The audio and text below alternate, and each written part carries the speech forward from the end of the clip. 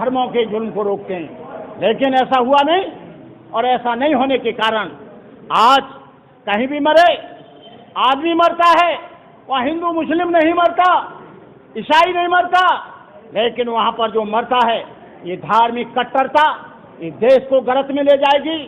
बौद्ध लोग कट्टर नहीं होते हैं, बौद्ध लोग भजे बहुत ही मृदभाषी होते हैं, बौद्ध लोग बहुत ही सहृदय होते हैं, बौद्ध लोगों में बहुत ही करुणा होती है। वो किसी धर्म पर किसी का कत्ल नहीं करते, लेकिन ये आपस में भिड़ रहे हैं। अभी हमने देखा कानपुर में हो रहा है, मुजफ्फरनगर में हो रहा है, मेरठ में हो रहा है, आगरा में हो रहा है, हाथरस में हो रहा है, दिल्ली में हो रहा है। ये क्या है?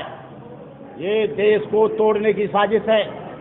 इस देश में यदि ये चाहें तो वो हिंदुओं की कट्टरता हो या मुसलमानों की कट्टरता हो, ये देश को बर्बाद करने वाली कट्टरता है। जब देश ही नहीं रहेगा तो धर्म कहाँ रहेगा? जब देश ही नहीं रहेगा तो धार्मिक आयतें कहाँ रहेंगी? जब देश ही नहीं रहेगा तो कहाँ गीता और कुरान रहेगी? मैं कहता हूँ ये गीता और कुरान के मानने वाले लोगों को एक हो जाना चाहिए, और जो विध्वंसक स्थिति पैदा हो गई है, जो आक्रोश पैदा हो गया है, जो देश में पूरे में ये असामाजिकता का जो भूचाल आ गया है, उसे तुरंत रोकना चाहिए। हम चाहते हैं हिंदू और मुस्लिमों से कि वो शांति और व्यवस्था बनाए रखें, ताकि देश की अस्मिता, इस देश का कल्चर, इस देश की संस्कृति, इस देश का प्यार, इस देश का भाईचारा, इस देश का भ्रातृत्व भाव, इस देश की अस्मिता बची रहे। बनते जी धर्म इतने कमजोर हो गए, किसी का कुछ बोलने से मतलब इतनी दिक्कत खड़ी हो जाती है। धर्म कमजोर नहीं है, उनकी अंधश्रद्धा कमजोर है। धर्म कमजोर कोई नहीं होता, उनकी कूपमंता कमजोर है। धर्म कोई कमजोर नहीं होता, उनका पाखंड कमजोर है। धर्म कोई कमजोर नहीं होता, उनकी जो अंध कट्टरता है वो कमजोर है। आप बताइए, धर्म कोई खराब, कोई भी धर्म किसी को मारने की, आग लगाने की, जलाने की, कत्ल करने की, झंडा उठाने की या तलवार उठाने की या पत्थर चलाने की कोई भी धर्म इजाजत नहीं देता। चाहे तो कुरान हो या गीता हो या बौद्ध धर्म हो या ईसाई धर्म हो, वो सब प्यार और उसकी बात करते हैं। लेकिन ये लोग, कुछ कट्टर लोग जो इस देश में असामाजिक लोग हैं, जो असामाजिक तत्व हैं, वो ऐसी चीजें अपनी राजनीति की रोटियां सेकने के लिए ऐसा करते हैं। लेकिन भारत में स्थिति खराब हो रही है दिन ब दिन।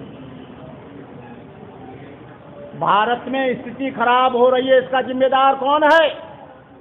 इसके जिम्मेदार वो लोग हैं जो पार्टी के प्रवक्ता बने हुए हैं। इसके जिम्मेदार वो लोग हैं जो धार्मिक धर्म के आधार से राजनीति करते हैं। इसके जिम्मेदार वो लोग हैं प्रो-बुद्धिस्ट हैं, उनकी संख्या करोड़ों में हो सकती है, लेकिन जो डिक्लेयर बुद्धिस्ट हैं उनकी संख्या केवल 92 लाख है। चाहे वो अरुणाचल के हों, असम के हों, मिजोरम के हों, मेघालय के हों, त्रिपुरा के हों, नागालैंड के हों, वेस्ट बंगाल के हों, चाहे वो महाराष्ट्र के हों या उत्तर प्रदेश के हों। उत्तर प्रदेश में, दिल्ली में 1.5 यहाँ पर बुद्धिस्ट डिक्लेयर हैं। तो जब तक स्वयं बौद्ध नहीं बनेंगे, इनकी बात कोई नहीं मानेगा। विदेशी लोग कहते हैं कि वो लोग हैं जो केवल हमसे चंदा लेने के लिए, पैसा लेने के लिए और अपनी राजनीतिक पहुंच बनाने के लिए ये काम करते हैं। भारत में जितने भी चाहे बौद्ध संगठन हुए, चाहे और अनुसूचित जाति के संगठन हुए, चाहे अंबेडकर संस्थाएं हुई, उनका हादसा इतना बुरा हुआ है जैसे कोई सड़क पे जैसे कुत्ता मर जाता है, कुत्ता का एक्सीडेंट हो जाता है, वैसे अनुसूचित जातियों की संस्थाओं की हत्या हुई है। मैं इसका उदाहरण देता हूँ। दलित पैंथर बनी, दलित पैंथर शिवसेना से बॉम्बे में टकराई, पूरे महाराष्ट्र में टकराई, और दलित पैंथर में मैंने काम किया, लेकिन दलित पैंथर का आदमी शिवसेना में चला गया, जिस शिवसेना से हमारी वैचारिक लड़ाई थी। लॉर्ड बुद्धा क्लब रामराज ने चलाया, रामराज बीजेपी में चला गया, बीजेपी से इलेक्शन जीतकर एमपी बना। दलित सेना रामविलास पासवान की बनी, वो जिंदगी भर कुर्सी से चिपके रहे। गंगा गए तो गंगानाथ, तो जमुना गए तो जमुना दास, कोई भी गवर्नमेंट आ गई वो हमेशा सत्ता में रहे। भीम आर्मी बनी, मैं और सुरजीत एडवोकेट, इस चंद्रशेखर से जेल में मिले और इसने कहा कि भंते जी मुझे छुड़ा लो, और मेरी आप भी थे मंच पर, स्पीच वायरल हुई, 1 करोड़ से ज़्यादा लोगों ने सुना। हम लोगों ने, आप लोगों ने आंदोलन किया। इसने कहा मुझे मच्छर खाते हैं, खटमल खाते हैं, जल्दी मुझे बाहर निकालो। मैंने कहा तू राजनीतिक पार्टी तो नहीं बनाएगा। लेकिन जैसे ही वर्चस्व बढ़ता है वैसे ही वो आदमी एक पार्टी बना लेता है और वो अपना अस्तित्व सामाजिक सेवा में, सामाजिक संगठन में नहीं ढूंढता, बल्कि वो अपना अस्तित्व राजनीतिक पार्टी में ढूंढता है। मतलब कहीं ना कहीं जो हमारे लीडर हैं वो धमकी बात ना करके अपने आप में लग जाते हैं, लेकर के तो बुद्ध कबीर नानक के मिशन को चलते हैं, लेकिन बाद में जा करके वो राजनीतिक हो जाते हैं, जिससे कि जो मेन उद्देश्य है वो पीछे छूट जाता है। हाँ, ये जो बीएसपी के लोग हैं, जो बीएसपी से निकाल दिए गए हैं या बीएसपी में नहीं रहे हैं, वो लोग धर्म का काम कर रहे हैं, बहुत अच्छा है। लेकिन उनको ये मानना चाहिए कि बीएसपी ने जितना काम बौद्ध धर्म के लिए किया, बाबा साहब के मिशन के लिए किया, उतना और कोई भी गवर्नमेंट ने नहीं किया।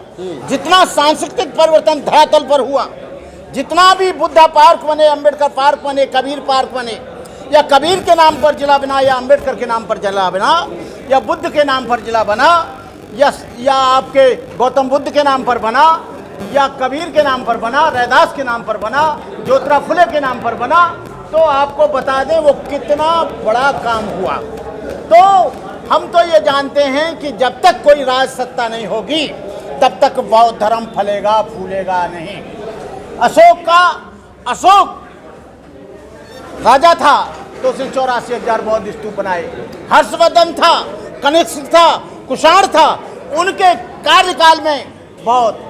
ये जब तक राजनीतिक सत्ता नहीं आएगी, कोई भी धर्म तभी फूलता फलता है जब उस पर राजनीतिक सत्ता होती है, और राजनीतिक सत्ता उसको संरक्षण देती है, संरक्षण देकर अपने प्रचारकों को वो जगह जगह भेजते हैं। लेकिन आज तो कोई ऐसी संस्था नहीं जो बौद्ध भिक्षुओं का खर्चा उठाए। भगवान बुद्ध के समय में भी अनाथ पिंडक, प्रसेनजित, बिंबिसार, सुजाता, विशाखा 500 बौद्ध भिक्षुओं को खाना देती थी।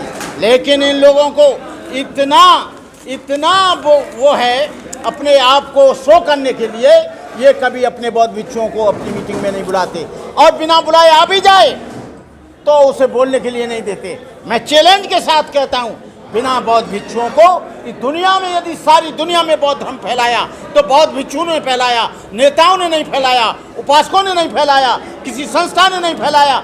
पूरे दुनिया में बौद्ध धर्म फैला, चाहे तो अमेरिका में फैला हो, चाहे थाईलैंड में फैला हो, सिंगापुर में फैला हो, ताइवान में फैला हो, चाइना में फैला हो, तिब्बत में फैला हो, जापान में फैला हो, बौद्ध भिक्षुओं ने उसको फैलाया। लेकिन भारत में बौद्ध भिक्षुओं की अवहेलना की जाती है। ये छोटी छोटी संस्थाएं बनाकर अपने अस्तित्व को बचाए रखने के लिए, अपनी प्रमुखता दिखाने के लिए, अपने आप को शो करने के लिए, ये लोग जब बड़े कार्यक्रम होते हैं तो ये बौद्ध भिक्षुओं को बड़े जोर शोर से बुलाते हैं। मैं राष्ट्रीय बौद्ध महासभा के मंच पर मुख्य वक्ता के रूप में, विशिष्ट अतिथि के रूप में 10-10, 20-20 हज़ार लोगों के बीच में बोला हूँ। मैं ऐसा नहीं है, लेकिन जो कुछ भी राष्ट्रीय बौद्ध महासभा काम कर रही है अपने तरीके से वो कर रही है। हम जितनी भी संस्थाएं एक हो जाएं, एक मिल जाएं, और एक जगह होकर बौद्ध भिक्षुओं का और उपासकों का भारत में कोऑर्डिनेशन नहीं है। बौद्ध भिक्षु कुछ कहते हैं, उपासक कुछ कहते हैं। बौद्ध भिक्षुओं पर हावी उपासक होना चाहता है,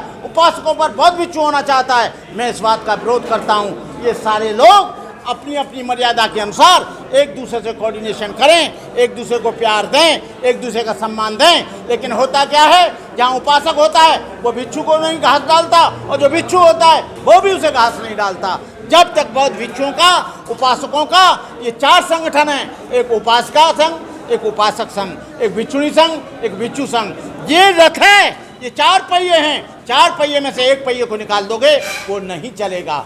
जब तक बौद्ध भिक्षुओं के बीच में और उपासकों के बीच में कोऑर्डिनेशन नहीं होगा तब तक नहीं चलेगा।